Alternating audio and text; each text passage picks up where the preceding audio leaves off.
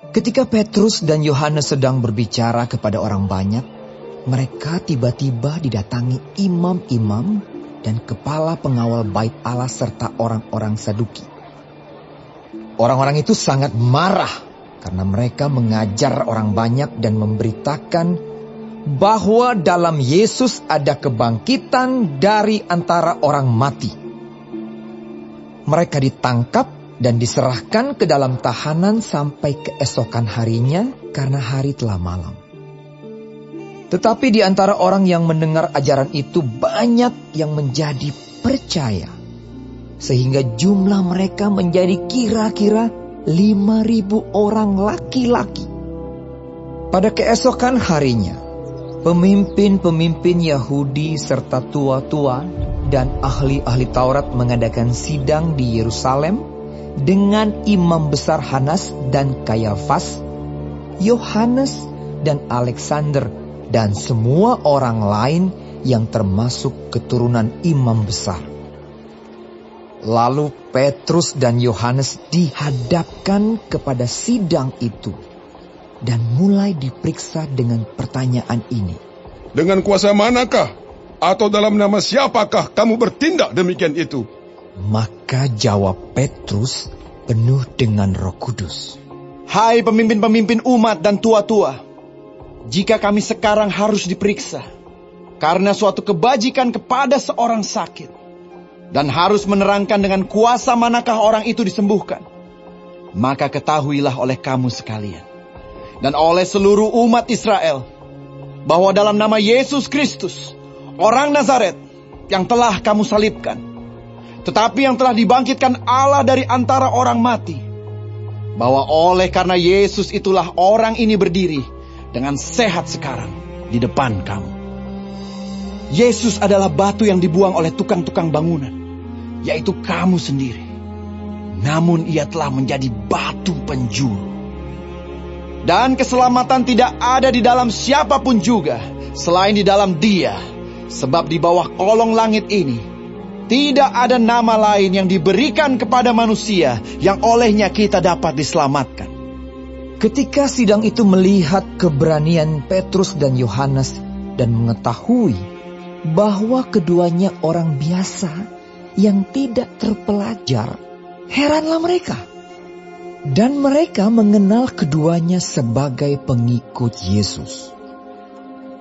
Tetapi karena mereka melihat orang yang disembuhkan itu berdiri di samping kedua rasul itu, mereka tidak dapat mengatakan apa-apa untuk membantahnya.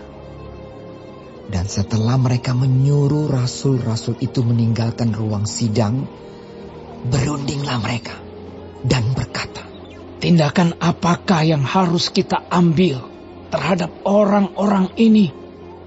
Sebab telah nyata kepada semua penduduk Yerusalem bahwa mereka telah mengadakan suatu mukjizat yang menyolok dan kita tidak dapat menyangkalnya.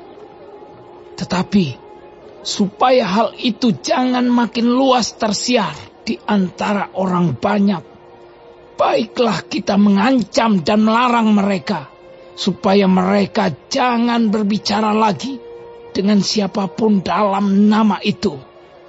Dan setelah keduanya disuruh masuk, mereka diperintahkan supaya sama sekali jangan berbicara atau mengajar lagi dalam nama Yesus.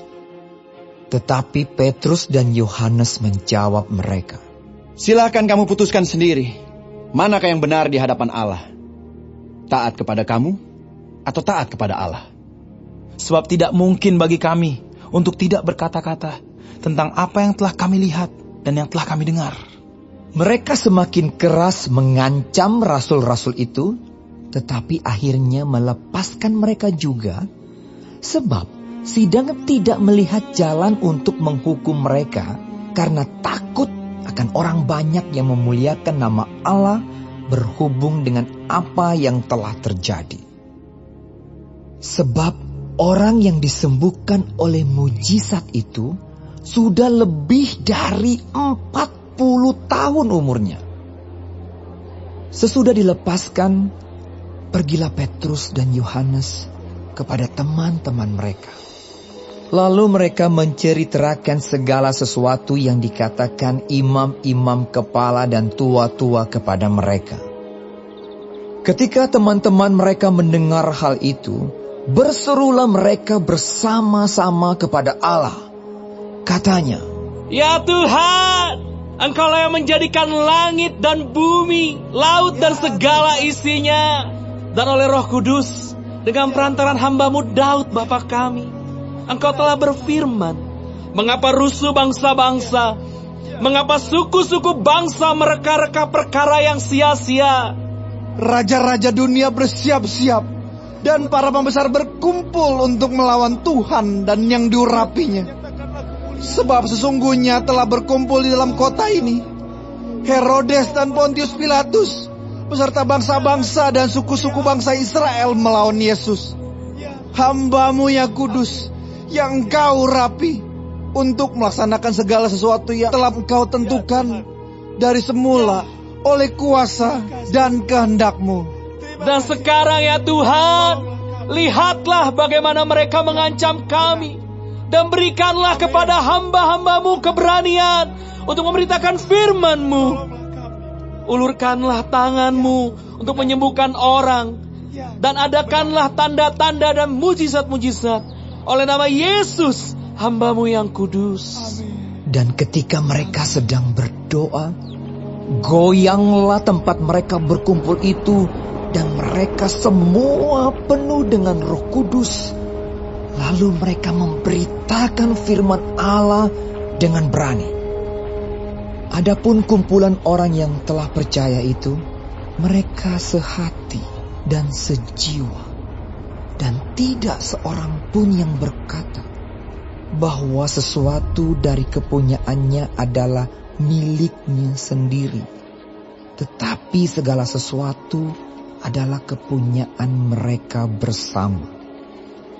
Dan dengan kuasa yang besar, rasul-rasul memberi kesaksian tentang kebangkitan Tuhan Yesus, dan mereka semua hidup dalam kasih karunia yang melimpah-limpah. Sebab tidak ada seorang pun yang berkekurangan di antara mereka, karena semua orang yang mempunyai tanah atau rumah menjual kepunyaannya itu, dan hasil penjualan itu mereka bawa dan mereka letakkan di depan kaki rasul-rasul, lalu dibagi-bagikan kepada setiap orang sesuai dengan keperluannya. Demikian pula dengan Yusuf, yang oleh rasul-rasul disebut Barnabas, artinya anak penghiburan, seorang Lewi dari Siprus.